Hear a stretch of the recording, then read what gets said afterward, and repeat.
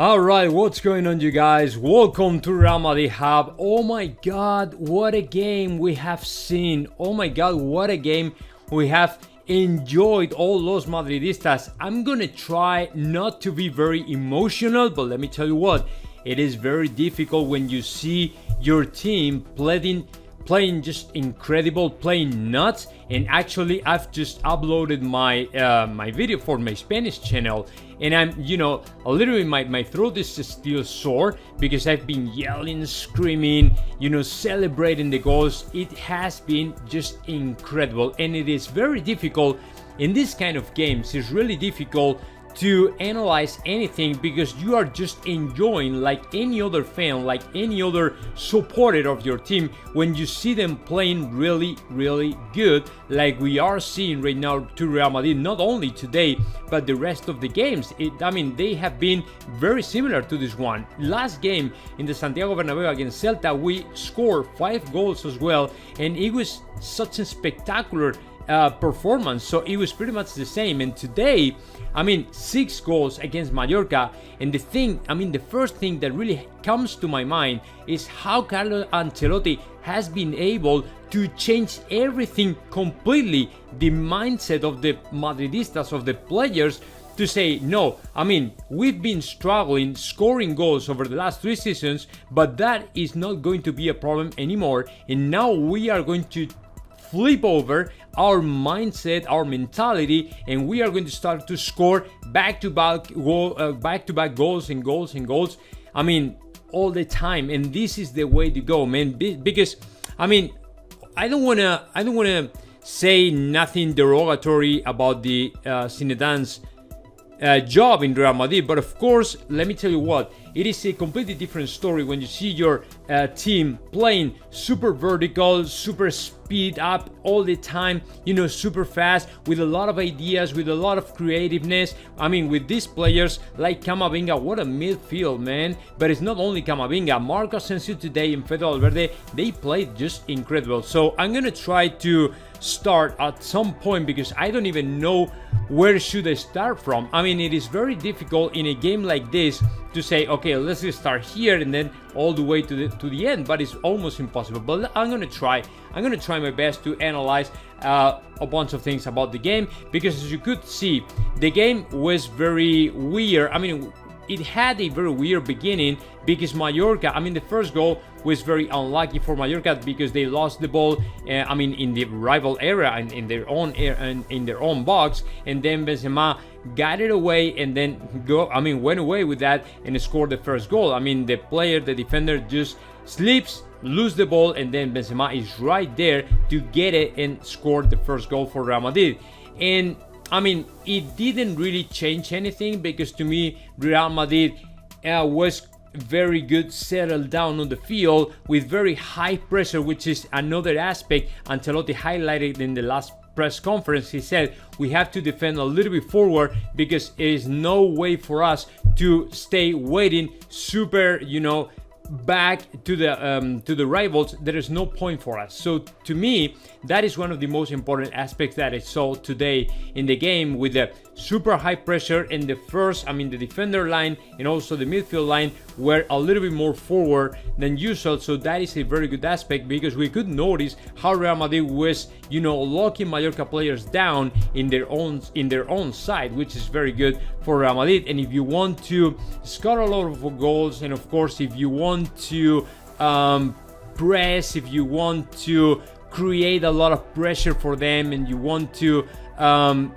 recover the ball really quick, that is the only way to go, the high pressure. So that is what we saw over I would say over the whole game, but almost the first 70 minutes it was like that, and that is the reason why we scored 6 goals. So even the first goal of Mallorca didn't scare us because we were seeing that Real Madrid was very, organized and settled down on the field and knew exactly what they had to do. You know what I'm saying? So that was the point. So let's get started line by line, talking about some different players and what they did provide with today to the team. For example, let's just start with the defense line, because it was a little bit different today because we were using Nacho Fernandez in the right back, which is a not very well-known position for him, but he did a very decent job. Not great, not bad either. So to me, he did what he had to do. I mean, try to stay there, cover your side, and that's it. Try to avoid any single player can go through, and that's it. And then Militao and Alaba, especially Militao today, he had a very good performance. He was very concentrated, very focused. He was all the time, he was placed in the right place at the right moment all the time to get off a lot of plays from Mallorca, the few plays that they had. And then Alaba the same thing, trying to move forward a little bit more. And then Miguel Gutierrez, except for one occasion I saw that he lost control, and then the Mallorca player, I think it was Take Kubo, he got the ball and he got away with the ball, and Miguel Gutierrez lost it completely. Except that one occasion, he played, decently good. So not bad, not great, but not bad either. So the defense line is still, in my opinion, is still the weakest side of Real Madrid. This is the weakest line of Real Madrid, and although we are getting a little bit better, to me, we still have to work on it a little bit more to reach the level we are used to. I mean, the one that we had with Sergio Ramos and Rafa Varane last year, right? So if we move forward to the midfield today, that mid line has been the greatest of the whole team, of the whole squad. To me, it was kind of challenging because we didn't line up to Luka Modric and Casemiro, which is, of course, they are a couple players that they really need a rest, they really need a break, and that's why Carlo Ancelotti decided not to put it on the starting 11. And there, he was completely right, because the players that replaced to these super players, Camavinga and of course Marco Asensio, in the area where Modric normally plays, it has been a great experiment because everything went super right. Number one, Camavinga. This guy is just nuts. He was supposed to play in the Casemiro's position, but of course, Camavinga is not Casemiro, is not the same kind of player. And of course, whereas Casemiro is a little bit more power and strength and more defender, Camavinga is a completely different story. Camavinga is, very super tall guy, super thin guy, and he can move the ball through, in a couple steps, that's it, because he has very long legs, and to me, that is an advantage that he tried to use every single game, and we saw it, man. He was carrying up the ball all the time, super easy, man. He was going through the rival lines super easy. So that is the thing. Apparently, it's not a big deal for him to carry up the ball to the rival area. It's just amazing, man, how he carries up the ball all the time, every single play, right? And then without the ball, he played an incredible game as well. He did a great job, and just because every time he didn't have the ball and he had to press to the rivals and stuff, he did a great job. He did an amazing job, and of course, he was able to cut off a lot of plays from Mallorca as well. And then Marco Asensio, what do you want me to say, man? Marco Asensio, 3 goals in the same week, and some newspapers in Spain said he was a little bit tired and not happy for not having the minutes he thinks he deserves, and actually he was planning to have a meeting with Carlo Ancelotti, but not anymore, man, because that is exactly what Real Madrid is all about. You don't have to talk in a meeting to the coach to let him know that you want to play. You gotta go there, you gotta show up on the field and score 3 goals like he did today, and then that way you will see how in the near future you will enjoy a lot of more minutes, way more minutes that you've been having in Real Madrid. That is the thing, and that is the way to go in Real Madrid. You don't have to tell anybody, you don't have to ask to the coach, hey, why are you not lining up to me, or things like that. You don't have to say anything. You only have to show up every single morning in the training ground and then work as hard as possible, and then if possible do a great job on the field like today. And Marco Asensio today, it was just amazing. It was just nuts. It is noticeable that the player plays more comfortable in that kind of, super center position of the rival area, more than the winger in the winger sides and stuff, or super wide open. He's a little bit more comfortable when he plays more in the center and very close to the rival box. So that is the thing. Today, the third goal, it was because he was right in the front of the box and he said, okay, I'm going to try the shoot. And then he shoots on target and he scores because he has a left foot incredible and he's able to do that.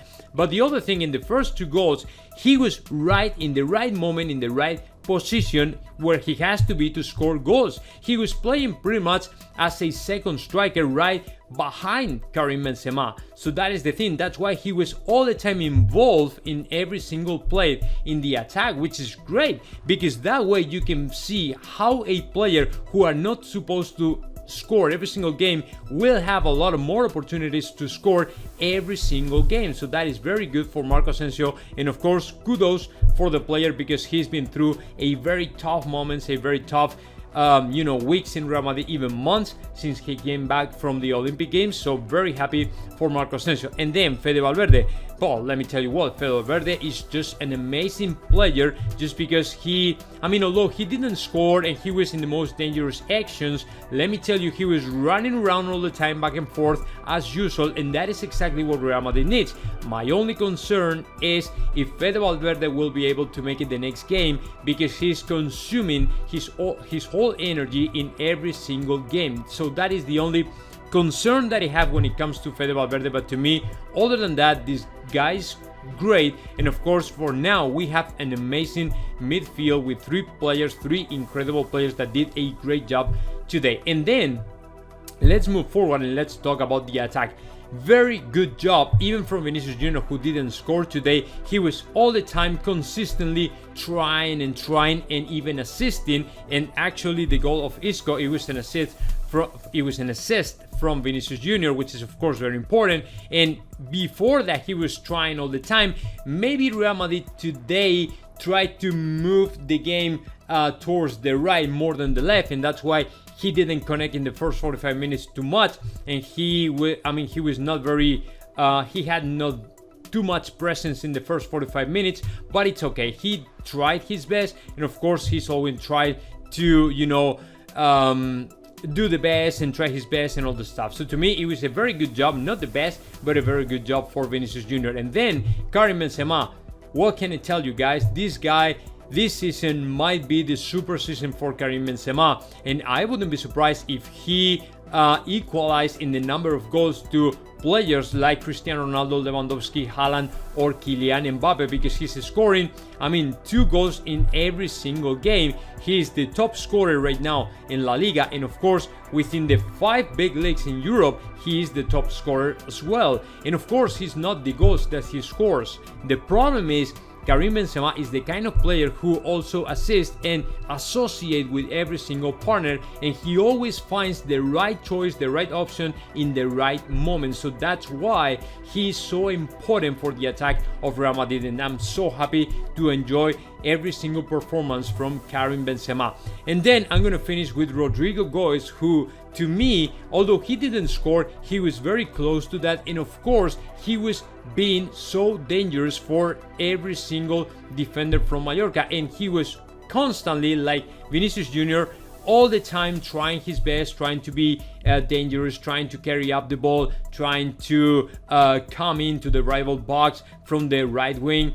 To me, it is a player that really deserves to be there all the time. So right now there are a bunch of players in Real Madrid that can do a great season, a great job this season. And of course, it's not only that they are so young, it is also they are so talented and skillful. So to me, although there are a lot of competition, the good news for Los Madridistas is that the big problem for Carlo Ancelotti is going to be to pick which one, or just say, okay, which one I'm going to pick for the next lineup, because it is going to be very difficult to pick between these players, when you have all the players super connected, super focused, and super amazing. That is very difficult for the coach to say, okay, I'm going to pick this one or the other one. It's very difficult, but it's good for Los Madridistas and of course for the team. So other than that, guys, this is my analysis from this super game, Real Madrid 6, Mallorca 1. We are still topping the standings. Very good game.